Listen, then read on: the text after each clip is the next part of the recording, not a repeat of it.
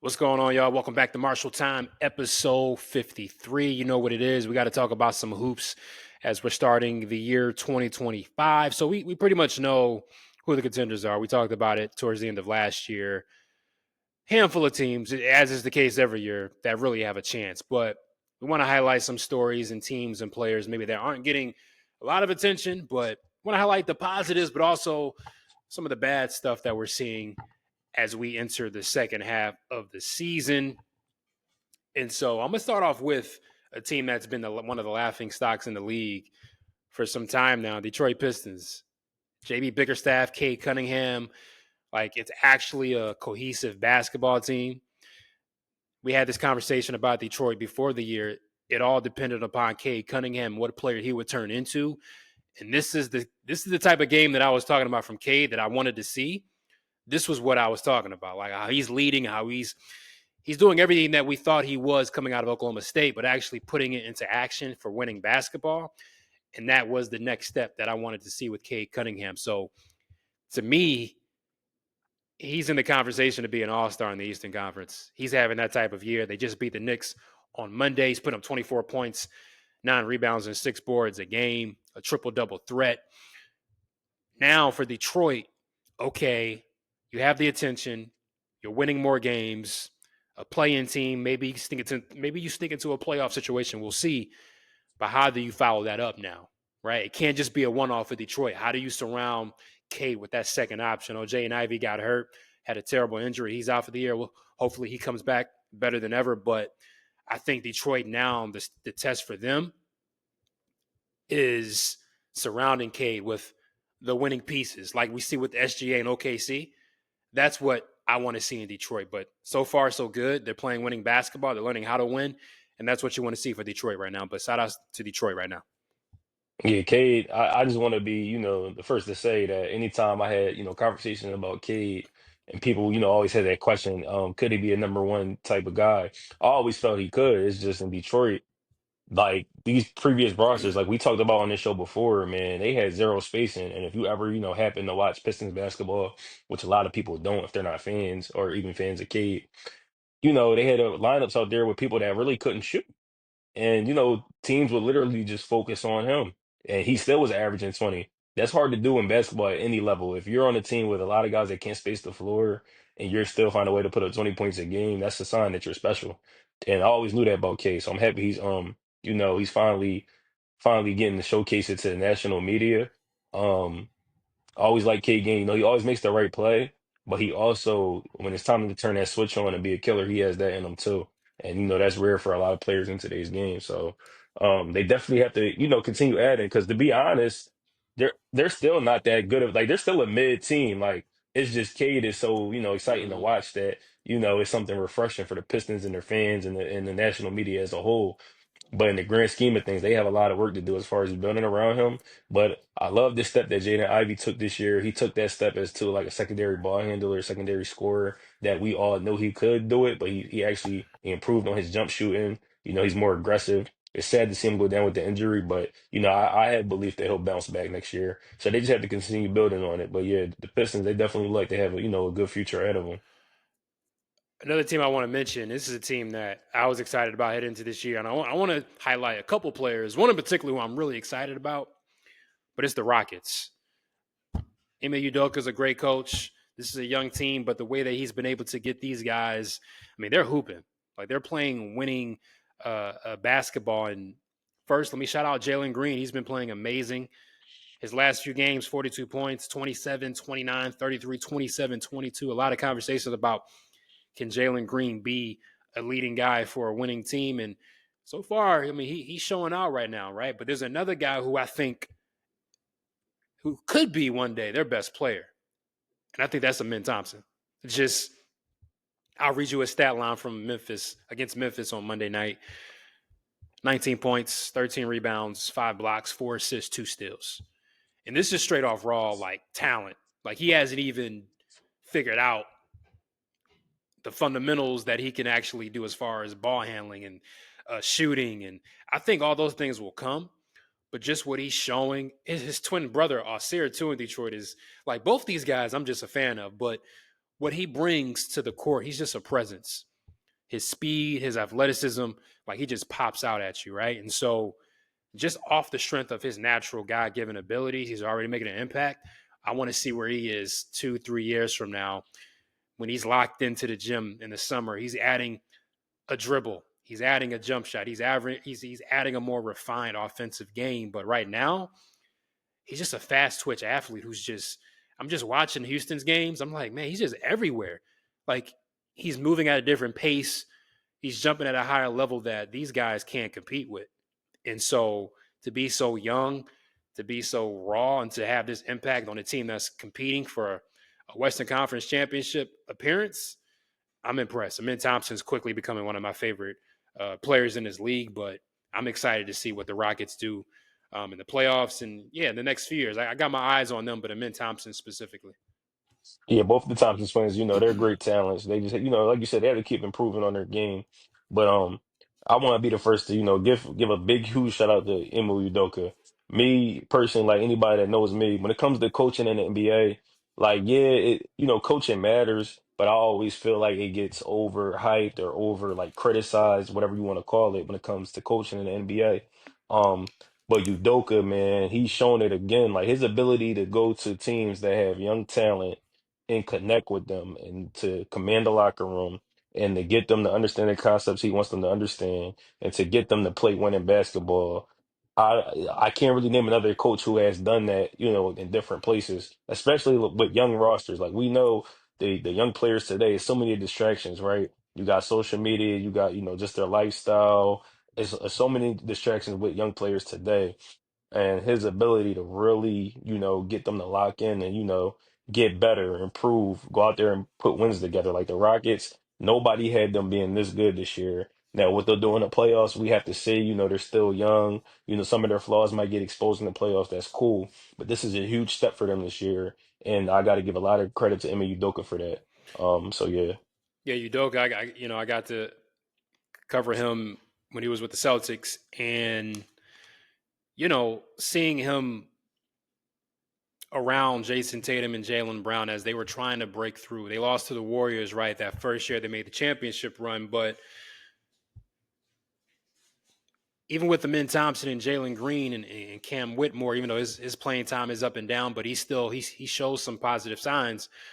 The ability to embolden his players and to, he has a strong presence and he's a no nonsense coach, but they play hard, right? You saw it in Boston, you see it in Houston, and the players get better when Ime Udoka is a part of the franchise. The proof is there, from Tatum and Jaylen Brown to Amin Thompson to Jalen Green, Cam Whitmore. There's a confidence at which he pours into his young players specifically, and we're seeing the result. Like they're a top 2 team in the Western Conference, and Ime Udoka has a major part to do with that. And so, for me, I would give him Coach of the Year right now at this point. And Jamal Mosley in Orlando is up there as well. But Ime Udoka, man, like he's one of the top coaches in the league. I know a lot of names like Spoelstra and Popovich get mentioned all the time, but you got to start putting respect on Udoka's name because he's proven it, and he's doing it again in Houston. And so who knows what they might do, what players they might add over the next couple of years to uplift this franchise even more. But what he's doing this year is nothing short of amazing. I want to also give a shout out to the team isn't good, but as far as entertainment, if you want to watch just a solo basketball talent play basketball, he's in Charlotte. His name's LaMelo Ball. And to me, he's a top 3 exciting player in the league for me right now. Like, I watch Hornets games now just because of him and their broadcast team, but LaMelo putting up 29 points, 7 assists, 5 rebounds. I think he's the leading fan vote getter for the All-Star game in the Eastern Conference. That shows you how special this guy is. He's just a natural. He's a basketball natural. And the crazy shots that he takes from deep, the passes that he sees, the vision, like you just got to stay ready when you're playing with LaMelo Ball. And he just plays an exciting brand of basketball. Like if you just want to watch an exciting talent, LaMelo Ball is it. My vision for the Hornets is that they go full tank mode and they add, imagine Cooper Flag, Brandon Miller, and LaMelo Ball. And then if the following year, if you're able to get AJ DeBanza, that's just me being greedy. But for a Hornets fan, LaMelo Ball, Brandon Miller, and Cooper Flag, that would be a trio that I think would be special in Charlotte for years to come. You got your talented point guard in LaMelo. You got Brandon Miller, who's a talented scoring wing, and Cooper Flag, who's just a do-everything type of utility guy who does it at a high level. As the defense as well, that energy that I think the Charlotte fans would thrive off of, man, I think Charlotte can do right over the next couple of years if they build this thing right. But LaMelo Ball, he's a player that deserves to be on a bigger stage as far as national eyes, playing important basketball. I hope to see LaMelo in the playoffs in the next 2 years because he's that good. He's my favorite player to watch right now. I would have to say, he is that special to me, and I'm a fan. Yeah, yeah, LaMelo is definitely exciting to watch. The only gripe I have with him is he takes so many threes, but Yeah. that's the whole league now. But as far as just exciting, like if you like basketball for the pure love of the game, like playground, go outside and do something crazy by yourself at the court, he's doing that against NBA level defenders, like behind the back passes, throwing the ball to himself off the glass and throwing a dime out of it. Not instead of traveling, he's throwing the ball off the glass, catching it back, taking a shot. He's so creative, yo. And when it comes to creativity, like growing up, you hear about Pistol Pete and how creative he was and how he pushed the game forward. I see the same with LaMelo Ball in today's game. Like, you know what I mean? And the kids love him. I mean, the whole Ball family. You got Jello with his song right now. It was booming. It's just a whole. It's just fun. Everything they got is fun going on, and that's awesome to see. And he's like real down to earth, real laid back. Like he's just a cool basketball player to watch for real. So I definitely can agree with that. Shout out to the Ball family, man. Yeah. Um, was there any other good you wanted to highlight before we transition to the I definitely bad? want. I want to shout out some of the teams that are starting off on the right track. 2025 Pacers. They're they're on a good win streak and they just beat the Cavs, which is a good one for them. The Kings, ever since they fired Mike Brown, they've been on a win streak. It's good to see teams, and then start up the 2025 season, or the second half of the year, just trying to make the effort to actually be good and knowing that they have talent on the roster and knowing that they've had success in the past, just trying to bring it together. Also, shout out Paolo Banchero. Fresh off an injury, came back, dropped a 30 piece. Mm-hmm. I wasn't expecting that. A lot of these players these days come back and they only play what, 10 minutes, 20 Low minutes. management. He came out there and gave out 30 first game. That's hard. So, shout out to him and shout out to the Magic for, staying afloat while he was going. Now let's talk about some bad, bro. I don't want to talk about the Sixers because I feel like Now, it's nothing to talk about. We it's the talked about same it. it's the same conversation. The fans who have hold on, I feel like the fans who are holding on to hope, I feel like they're slowly starting to let go now because they look at you crazy when you say it's over. You need to tank. You need to think about trading Embiid. My thing is, why are you so afraid of trading Joel Embiid? Because he's not playing for you anyway. So what's the difference? What are you missing out on for a guy who doesn't perform when you need him most? Trade is behind. Like, what's the point of keeping him here when he's not going to be at his best? You're wasting your time and you're wasting his time. He played on Christmas night against the Boston Celtics, which is our NBA Finals. We got the big win. Everybody was hyped. Apparently, he sprained his foot and he hasn't played since, right? Yep. Last played against the Nets and he did all his, I'm scoring, people got hyped. You're playing against the Nets. And then you missed the following handful of games. Paul George is averaging 16 points. He'll be making $56 million when he's 37 years old. Your next games, you play the Thunder Tuesday night. Then you got the Knicks, the Bucks, the Nuggets, the Cavs, the Bulls, Lakers, Kings, Nuggets, Celtics. It's cooked. So you're worrying about trying to be a marginal team in the play-in while Cooper Flag is going off and Cal is dropping 40 and 30 looking crazy. But you're worrying about trying to be a play-in team? Got your priorities messed up. I have the answer for the Sixers, but they don't want to listen. They don't want to do it. Once again, it's selling hope. We keep Joel Embiid. It keeps people thinking that you have a chance. Even national media falls for it. Joel Embiid will give him a big 30 here, 40-point performance there. Then he misses the next 10 games. But if he's healthy, this team can compete with Boston. No, you can't. No, you can't. That was one game on Christmas Day, a 7-game series. That means you're counting on Joel Embiid to be there physically, mentally. You're counting on 34-year-old Paul George to be ready to go mentally, physically. You're counting on Tyrese Maxey to be there mentally, physically. You're counting on 50-year-old Kyle Lowry and 60-year-old Reggie Jackson and 70-year-old Eric Gordon. What are we talking about? Eric Gordon is crazy. I don't know why you on They this team. started Reggie Jackson and Eric Gordon in 2025 against the Thunder on Tuesday night. And you're telling me if Embiid is healthy, if PG is healthy, if they get time to play together, well, it's about to be February. Ifs are going to be turning into no more. Yeah, we're cooked, man. I mean, it's funny. We said we wasn't gonna talk about it, but it gets so crazy that we got to talk about it. I mean, the reality is this, man. We know Embiid can play, but he's not available. I'm over it. And you know what I mean, he's not available. It's the truth. He can't play. I'm over him. PG, yeah, PG. I knew that was a bad signing from the moment we did it. Maxi. I mean, that's my boy. So I really don't have nothing to say. Like, I feel like he hasn't. I can't say he progressed a lot this year, but you gotta look at what's going on around him. It's like the only area we want to see him progressing at this point is playmaking. And when your lineups are so inconsistent and your other two, stars are not there half the time, what can we really judge on? I mean, he still finds ways to have 10 assists, 10 assist games. Um, Jared McCain was hooping, but he got hurt. It's for the Sixers. It is. And I mean, I'm not going to spend too much time on it because we Yeah, know what has it to is be what it done. is. We know what has to be done. And it won't be done because they put so much into it. But yeah, it's just not it. Yeah, The tickets are cheap, man. I'm gonna be at some games. The you tickets is should. cheap right now. I'm You gonna be there. should. And I'm over this era of basketball where it's just nothing but hope and it's empty promises. I was saying a year ago, bro. You know what I was saying about Joel Embiid. Talented player, but Yeah, we know how this ends. They look at you crazy when you say these things, and all of a sudden it happens. Like, oh, told you so.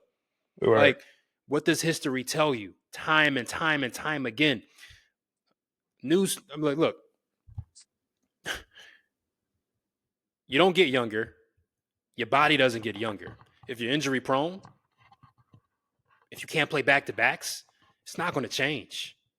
Remember the plan going into the year. He won't play back to backs. He's not Okay. playing at all. I can't take you serious. If you Right, can't play back to backs, I can't take you serious right, I need my franchise player to be able to play whenever I need him. right.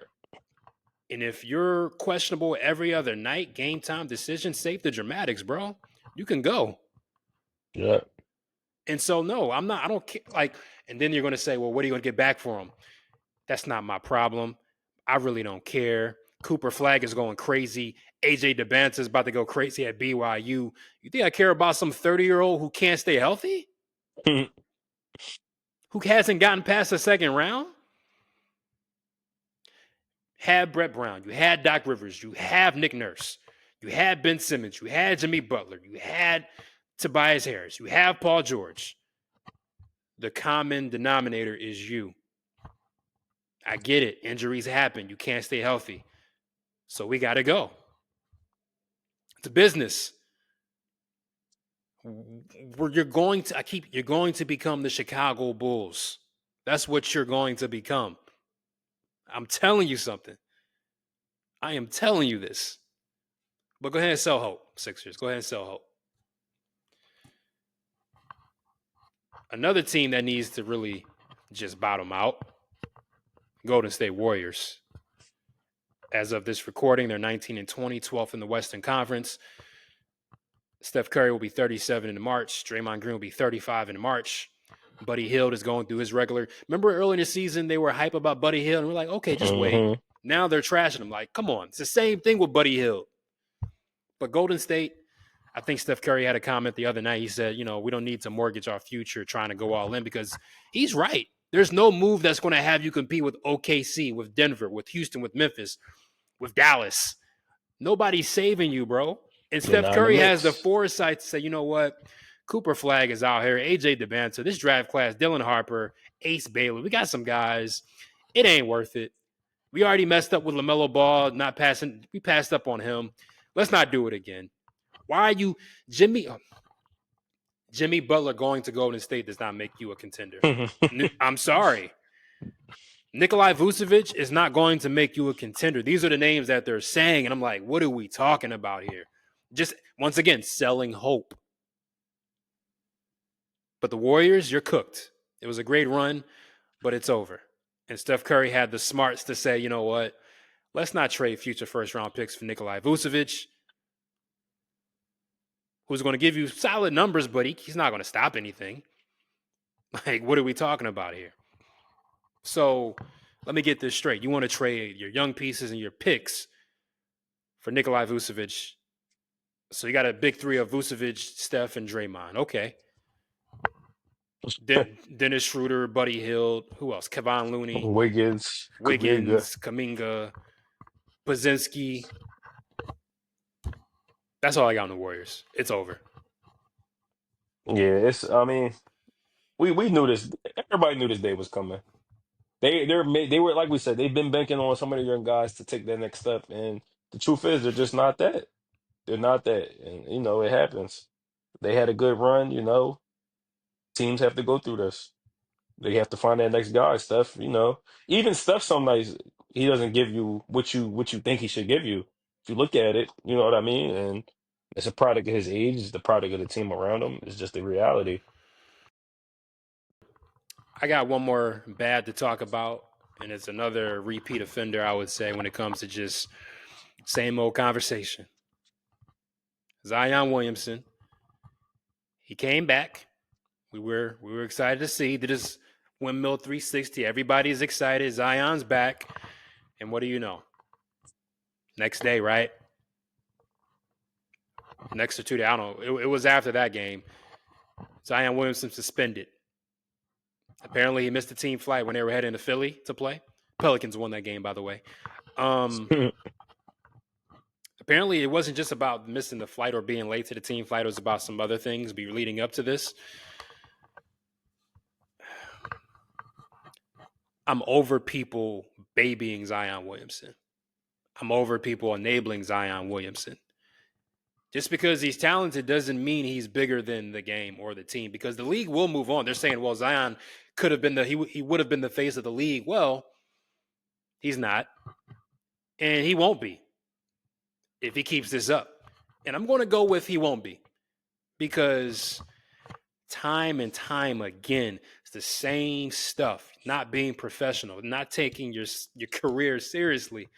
Like, you got one job, and that's the hoop. Show up on time, show up to practice, show up on time for the flight.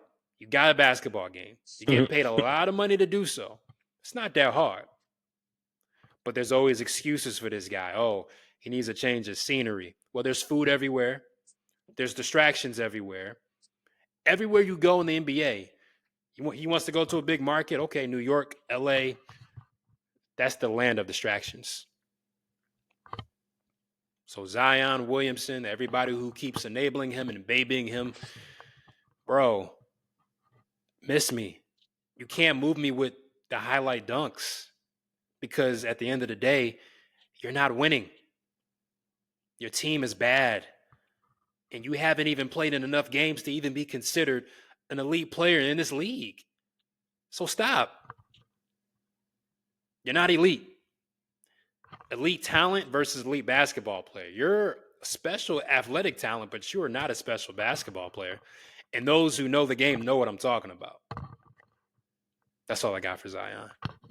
Yeah, you hit it right on the nose. Zion, he needs NBA. He needs Ime Udoka right now. That's what he needs.